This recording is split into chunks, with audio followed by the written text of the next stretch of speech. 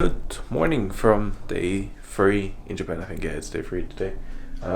Despite it being really cold, like you can see I'm wearing a sweater, because the last 2 nights it was like 2 degrees, which is near freezing. It's gonna be better from tonight, I think, but it's the first day where the weather hasn't actually been shit. The sky is blue, it's sunny, and yeah, as I said, today we're gonna go to the city hall, where I have to register as a foreign resident in Japan, and I also have to pay my national health insurance. But I'm gonna talk about kind of the whole process a bit later once, well, I'm through the process. But for now, just gonna eat some breakfast. I'm gonna have to finish editing the first day's video, and then we're gonna go to the city hall and maybe do something else in the city, because it's a nice day, so why not enjoy this nice Friday? So I'll see you in the city.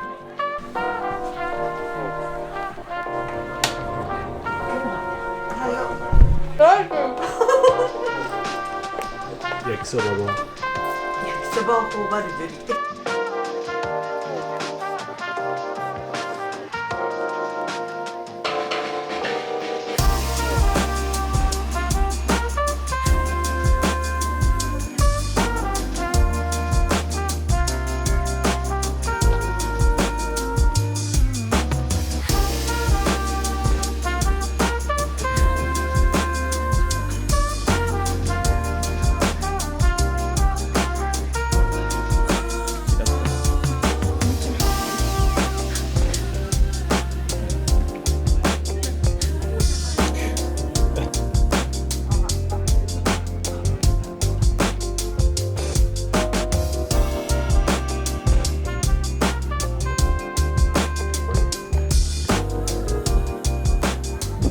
So we are finally done with our first bureaucracy run. It took almost 3 hours, but yeah, I got all 3 things settled: registering my address, getting the national health insurance or not paying it, and also health insurance. But yeah, I'm gonna talk once we get home about the entire process, because it's a bit more confusing than it was written on the internet.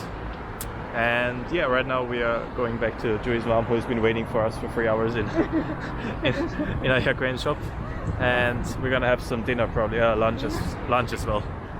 So, because I'm really hungry. And you are stinky.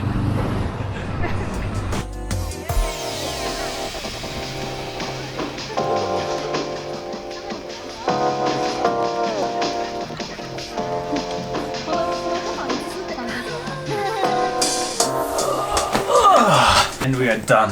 So that was quite a long bureaucracy run. I didn't expect it to be that long. To be honest, I thought that it would be over in like 1 hour. But yeah, since I've just experienced it, I thought I'll take you through the kind of steps that you have to do when you arrive in Japan and you want to register as a foreigner. So first thing that you have to do is you have to go to the local city hall in the city where you first live. So most people, it's probably gonna be like Tokyo. So depending on which ward it is, whether you're living in Shinjuku, Shibuya, Nasakusa, or whatever it is, you just go to your local ward or your local city office. Normally in Tokyo and like any bigger city, they will have some English-speaking information as well. We went here to this place called Hiratsuka, which was more or less some English-speaking information. There were some other foreigners who were doing the registration as well, but I think most staff only spoke Japanese. But some of the flyers that I got, I'll show you the documents in a minute, are also in English. So there are 3 stages to the kind of registration process. The first one is registering your address. The second one is registering your national health insurance, or registering for the national health insurance. And the third step is registering for the national pension, which you will not have to pay, but I'll get to that in a second. So when you arrive, you will go to one of the counters. Normally the first counter is going to be the address registration, and there you will just draw a number and you will be called out. So you will get a form where you have to fill in a few information, which are gonna be your name.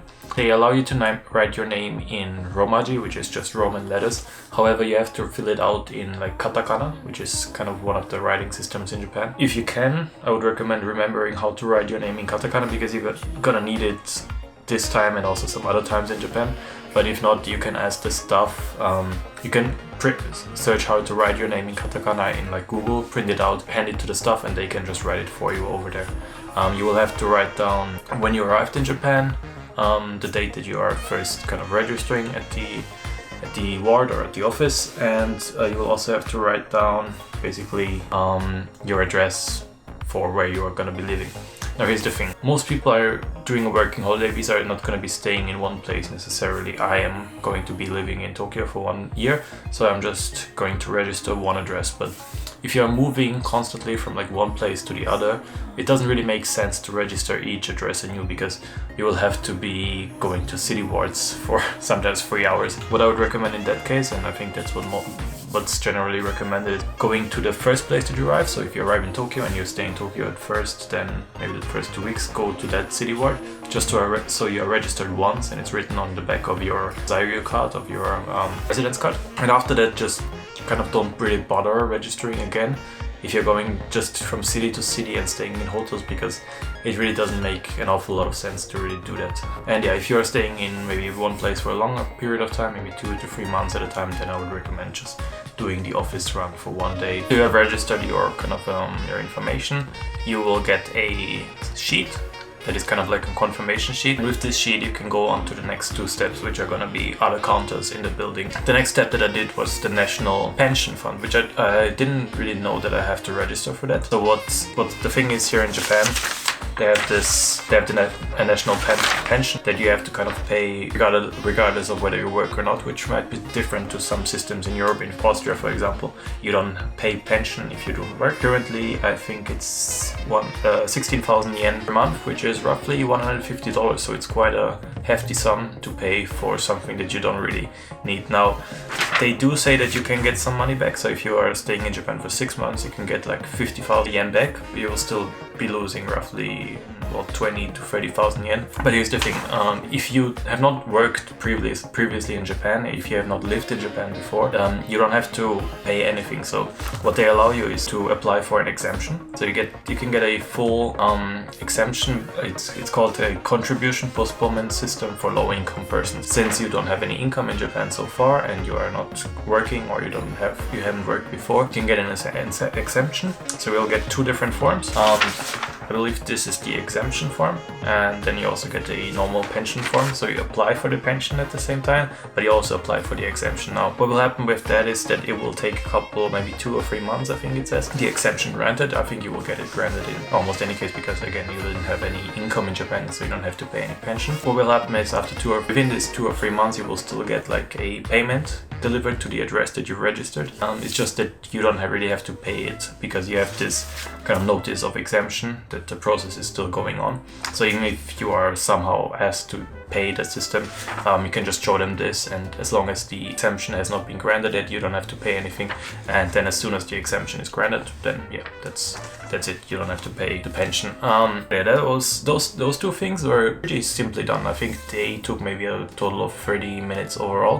So you might be wondering why we were there over 3.5 hours. It was because of step 3, which was the public health system. Now, unfortunately, there were a lot of people lining up for the public health system, and also this is kind of what my first experience was with Japanese bureaucracy. So the thing is, you get like a number assigned to you. So for me, it was G29, if you can see it here. And I lined up, I scanned my sheet and everything, I sat down. I was waiting. I was waiting for almost an hour, and even people who came after me started to get called up before me, and I was kind of wondering, and my girlfriend was wondering too, like, what is going on? So I went there, I asked. Apparently they just kind of, I don't know, deleted my number or skipped over me or something. I had to rescan my application sheet and then kind of go back again to the back of the waiting line until they took me up. But that wasn't over though. So what happened was then that I had to fill out a couple of information. I filled it out. Yeah, okay, please, I'm just gonna take the woman and said that she's gonna take a couple of minutes to copy this and everything. 10 minutes later, she came up to me and said, oh, you actually forgot to fill in your birthday. So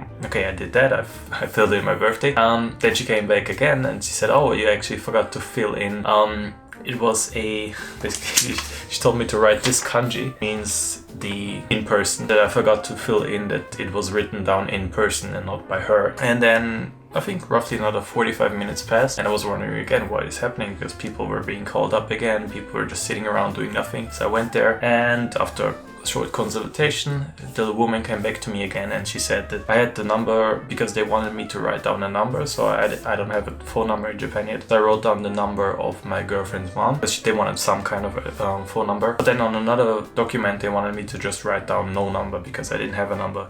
And because these two documents didn't match, because two people told me two different things, what happened was that she didn't really know what to do with this phone number. So she had to actually write down my girlfriend's mom number next to it in order for her to kind of really understand what the number is. And yeah, after another like 30 minutes, it was finally all over. I wish it's actually not quite over, but then I was actually done in the office. The last thing that I had to do was I had to hand back like a document that I first received, but that was done in like a minute. And yeah, that was pretty much it. So now I will receive my national health insurance card by post, and also kind of the payment for the national health insurance. I don't actually know how much it is, but I believe it's something in the ballpark of 2,000, 3,000 yen. However, the thing is, the woman told me that I have to actually go to the post office and register my name to this address. Otherwise, the post will most likely not be delivered to you.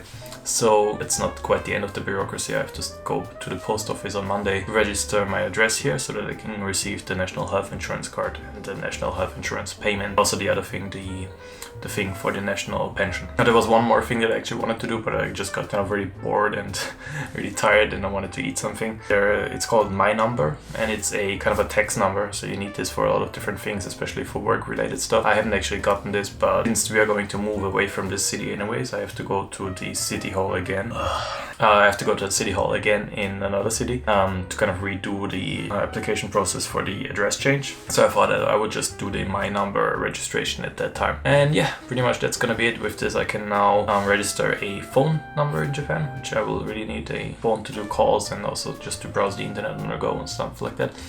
And the second thing that we'll have to do is register my bank account, which I will be doing on Monday. And yeah, that was a long story short. Basically, Japanese bureaucracy is very tedious, but yeah, there's no but, it's just very tedious.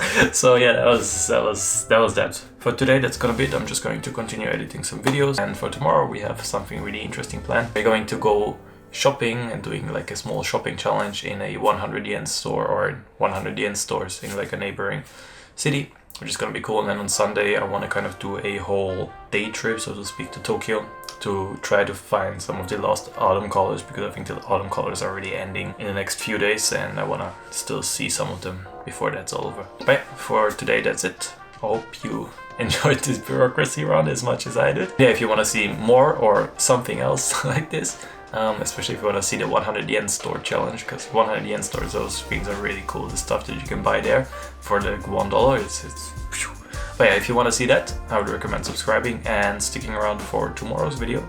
And yeah, until that, see ya.